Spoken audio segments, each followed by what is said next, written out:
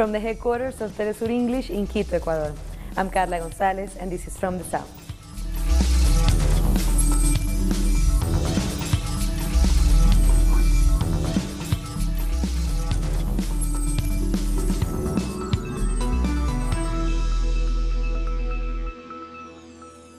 With a death toll still rising and now reaching at least 109 surviving victims of Guatemala's Fuego Volcano eruption, continues searching for their loved ones, buried under lava and ash. Victims also gathered outside the city morgue in Escuintla.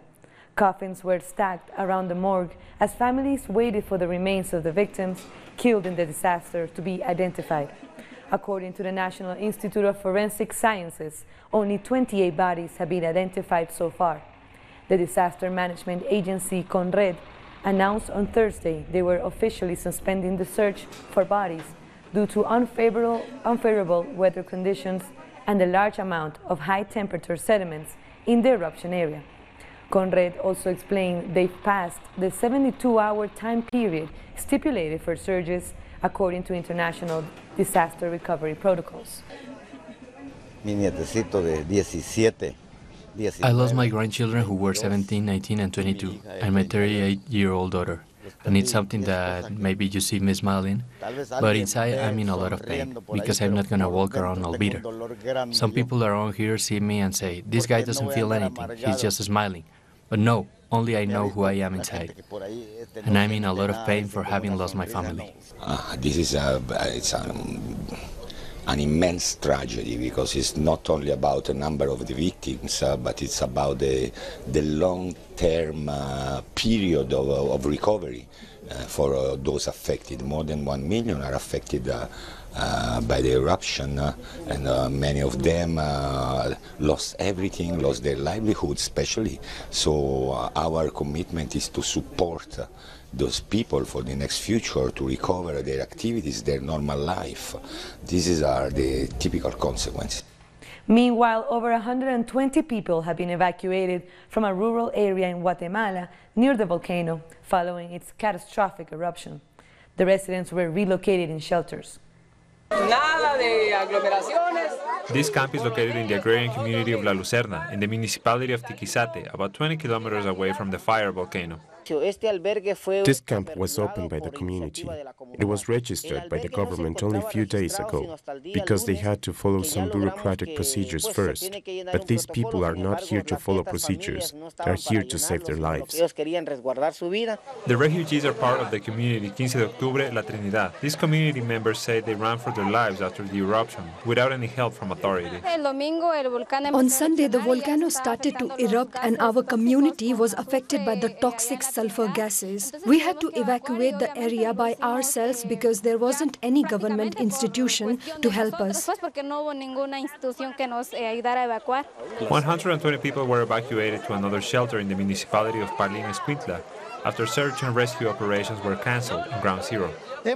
We've been in the midst of the disaster, where we have seen how terrible it is. That's why we are here, because we want to help these communities so we don't have more human losses. And unknown numbers of families remain in their communities in the lowlands of the fire volcano, despite the lava torrents. We asked them if they want to be evacuated, but people refused and said it was not necessary and stayed there. The river is small. You can cross it, but when there is heavy rain, the river grows and gets hot from the lava. Several groups have chosen to bring their donations straight to the area affected by the volcano eruption. State authorities are recommending bringing donations to the established collection points to avoid risks. Santiago Botón, Telesur, Escuintla, Guatemala. Emergency workers have continued to assist the survivors of the volcanic eruptions. Our correspondent Ernesto Ábalos has more. I am at the Alotenango Central Square, where the firefighters and rescuer camps are located. Last night, the government announced the end of search and rescue operations in the affected areas. This morning, a woman has died from serious burn injuries in 80% of her body. The number of victims has climbed to more than 100. In many refugee camps, volunteers are assisting the survivors with psychological treatments in order to overcome this tragedy. Now let's move to Venezuela, where President Nicolás Maduro has renewed his call for a national dialogue with the opposition. At a meeting with communes in Miraflores Palace, Maduro urged the opposition to consolidate peace and leave behind violent acts intended to destabilize the country. He referred to the recent release of almost 80 opposition politicians and activists arrested in connection with violent acts, and said they will be granted further legal benefits in the next few days. If the opposition dares to assault the powers in Venezuela, the Bolivarian Revolution will activate a special plan to radicalize the revolution. I want peace, reconciliation, dialogue, and I am giving all the steps needed to achieve that. 79 prisoners have been freed who are linked to political-related crimes. 79 right-wing activists who are caught inciting violence. President Maduro also said that Venezuela is leaving the Organization of American States, the OAS, of its own free will. The formal process of separation will be completed at the end of April next year. The OAS is a useless organization. That's why we only have 10 more months to go until Venezuela leaves the OAS for good. And the 27th of April will be a national holiday in Venezuela. We're going to celebrate our freedom. We are leaving the OAS on our own decision.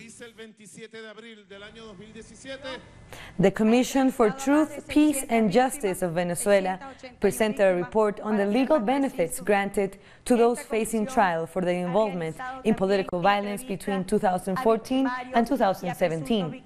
The president of the Commission, Delcy Rodriguez, said that the releases are aimed at contributing to peace and national dialogue. Rodriguez also said that the Commission interviewed more than 600 people who were manipulated into carrying out political violence. She explained that 95% of those freed had not yet been sentenced, which made it easier to grant this benefit. Investigations found that many people who were in a vulnerable economic situation were paid to create violence to unsettle the country. This had a broader objective, to create a scenario in Venezuela that could justify international intervention. We don't have a doubt when we say that the election of May 28th creates a new political map. Our people have said through the electoral process that they don't want violence. We'll take a short break now, but join us again after this video from our multimedia team.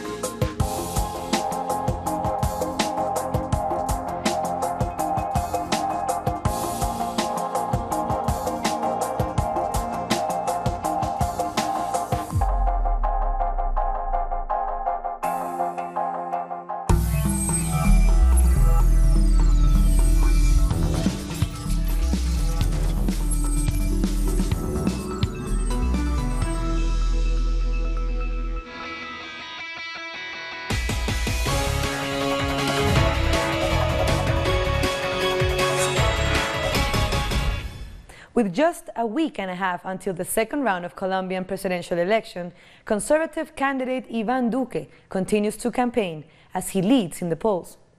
Duque says that his party is committed to the interests of the Colombian people, though some say he represents those who want to do away with the peace accords between the FARC and the government that put an end to the decades-long internal conflict.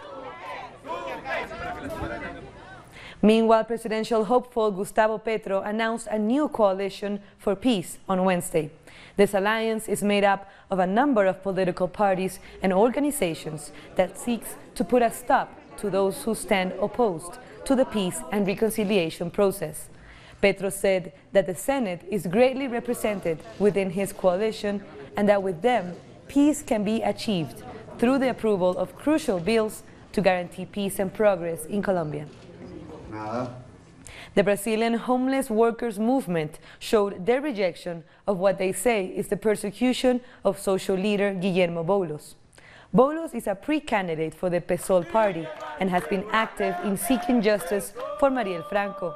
And he was also involved in the movement to free former President Luis Inácio Lula da Silva.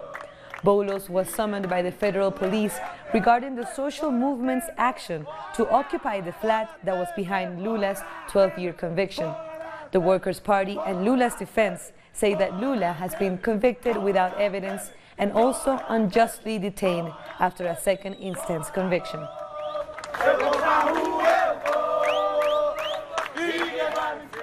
More than 50 public institutional unions have mobilized in Paraguay to protest against a draft law on retirement pensions that's being debated in the Chamber of Senators. The document has already been approved by the lower house. The protest of teachers and workers arrived to the surroundings of the National Congress to ask the senators to disapprove the project. It includes the creation of a superintendent for retirements, which would be in charge of managing the retirees' pensions. The main issue unions fight against is the law that would grant the superintendent that could apply reforms to access these pensions and use that money and investments in the capital city. Let's go with more information from our correspondent. Demonstrations took place outside Congress in the center of Paraguay capital Asunción to ask the Congress to reject the law to create the superintendents of retirement pensions. Unions of workers, municipality employees, and officials of the retirement funds mobilized against the reform. They say that the government and some finance institutions are interested in the $3 billion kept in the retirement funds and that this must be stopped to save the future of workers and the retirement funds. Demonstrators will take to the streets until Congress rejects the law. They also complained about Horacio Cartes taking this decision without consulting the workers' unions. Now let's go to Mexico, where a tribunal has ordered the creation of an independent commission to investigate the disappearances of 43 students who went missing in southern Mexico nearly 4 years ago. According to the tribunal, there were shortcomings in the federal prosecutor's investigation, and international experts have rejected central claims in a report published in 2015 that said the victims were burned in a garbage dump. Relatives of the missing students of Ayotzinapa have called on President Enrique Peña Nieto to comply with a court order and to establish a truth commission.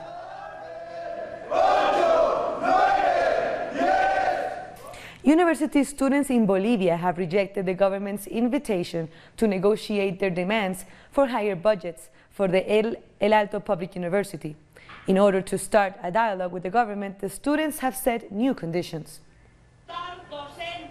Students, teachers, and administrative workers have increased their demands. Before, they wanted to talk directly with President Evo Morales. Now they have asked to also meet with leaders of the Plurinational Legislative Assembly.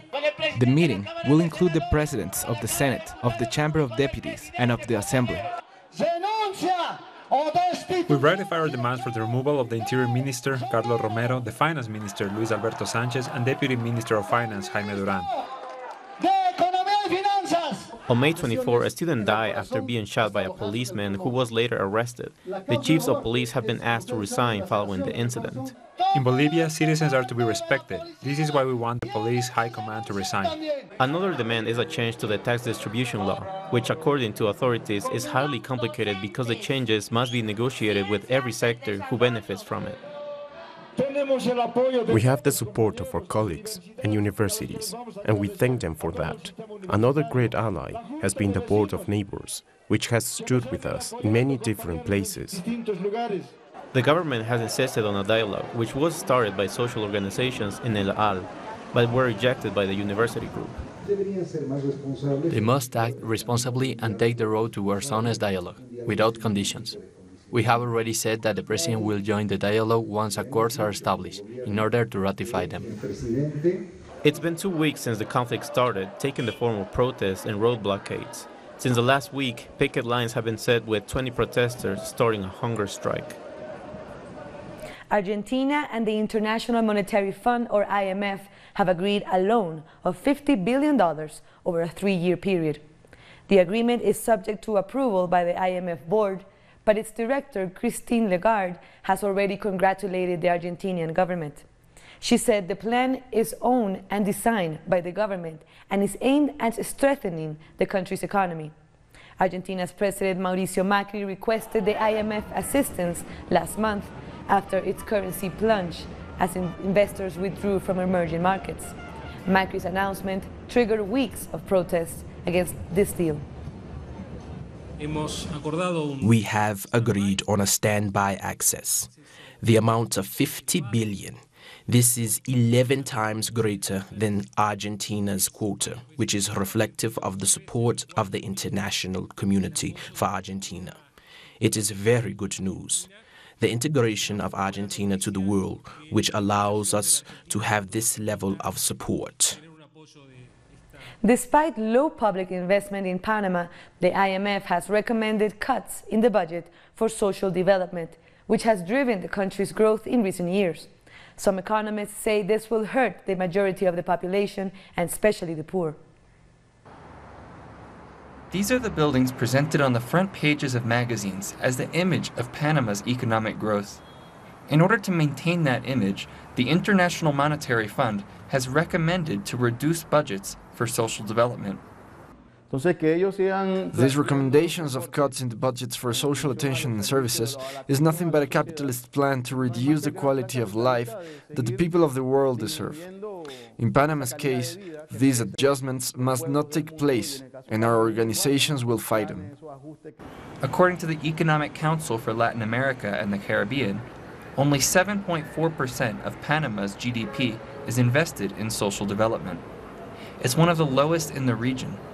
Also, the country only invests 3% of its GDP in education and has a housing deficit of 150,000 houses. 25% of the population has no sanitary services, and 5% has no access to drinking water. 11% suffer malnutrition, and 19% are not properly fed. 11% of the population has dirt floors in their homes, and this might get worse by following the IMF's recommendations. This exclusive economic model concentrates great wealth and reduces public spending. It increases the national economy by damaging the social situation. According to the last official statistics, almost 20% of Panamanians live in poverty, and they would be the most affected if these austerity measures are applied. The point is that we are economically growing, but how? And who controls that wealth? This shows that Panama is a socially unequal country and that this is caused by a concentration of power and resources in just a few regions and in the hands of 150 ultra-millionaires. The situation for many in this Central American country shows how economic growth doesn't go along with human development. It is necessary to apply more policies to give equal opportunities to all people. The International Monetary Fund has also urged Barbados to implement structural adjustments. 3 days of talks with the Barbados government and other key stakeholders ended with the fund calling on the government to keep a tight rein on expenditure, contain wages, and reform government pensions. The Washington-based financial body promised to continue working with the government in the months ahead to draw up a financial program. We're taking a short break now, but join us after another video from our multimedia team.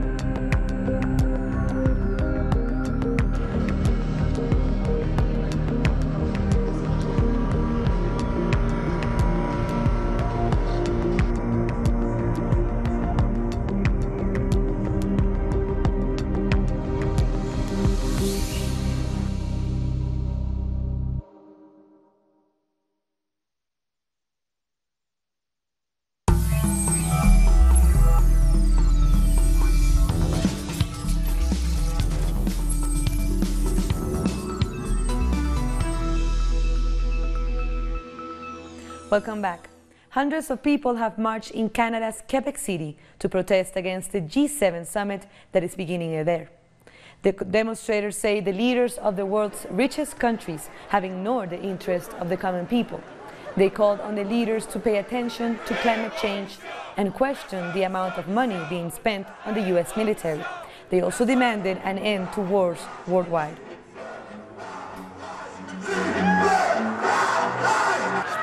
I'm here because the G7 politics are aggressively capitalistic, which is a very big problem for an incredible number of people throughout the world, and also the politics are destroying our planet and the peoples that live on this planet. And as the leaders of the G7 countries arrived in Quebec, major differences emerged between the US President Donald Trump and the 6 other leaders over hefty tariffs on steel and aluminum imports imposed by the US. Climate change and the nuclear deal with Iran are also issues of contention between Trump and the other heads of government of Canada, Italy, Germany, France, Japan and the UK. The French President Emmanuel Macron said leaders of the world couldn't just come to power and get rid of agreements that previous administrations had made. I would like to say to President Trump that the measures taken are counterproductive, even for his own economy. For me, it's also a question of principle. You can't wage a trade war between allies. Les 6 autres pays du G7. The 6 other countries on the G7 represent a larger market than the US market. Let's face it, there is no world hegemony if we find a way to organize ourselves, and we don't want there to be. President Trump took to Twitter to attack the G7 meeting, saying it has for long practiced unfair trade against the United States. He also said Canada and France are charging massive tariffs on the US, creating non-monetary barriers. Airstrikes in Syria have killed 38 people. Here's more on that story and others making headlines around the world. At least 38 people have been killed in overnight airstrikes that hit the province of Idlib in the northwest of Syria. Dozens others have been wounded in the attack. This province is largely controlled by Islamist rebels. No one has claimed responsibility for the strikes yet. We received about 60 wounded and many martyrs. These are the first emergencies we have had today. The numbers are of course more than these. There are still more dead. Those under the rubble and some wounded went to other hospitals. Russian President Vladimir Putin has met with his Chinese counterpart Xi Jinping in Beijing, China. Putin is on a state visit and will take part in a summit of the Shanghai Cooperation Organization this weekend. After the meeting with Xi, Putin said China and Russia have always firmly taken the development of relations as a priority despite fluctuating international relations. U.S. Space Agency NASA's rover has detected an array of organic compounds at the surface of Mars. The discovery of organic matter, which is the building blocks for life, is a major breakthrough marking some of the strongest evidence ever that Earth's neighboring planet may have harbored life. Scientists say the matter is from 3.5 billion-year-old rocks on the surface of the red planet. Next Tuesday's scheduled meeting between the U.S. President Donald Trump and the North Korean leader Kim Jong-un in Singapore is being eagerly awaited by the entire world. And some restaurants in Singapore are taking it particularly serious. They have come up with special dishes dedicated to the two leaders. One of the eateries has replaced its traditional deep-fried fish with dry-aged beef to represent Donald Trump, and kimchi, a staple of Korean cuisine, to represent Kim Jong-un. And with that, we come to the end of this news brief. But there's another stories you can find on our website, telesurtv.net/English. And be sure to also follow us on social media, Facebook, Twitter, and Instagram. For Telesur English, I'm Carla Gonzalez. Thank you for watching.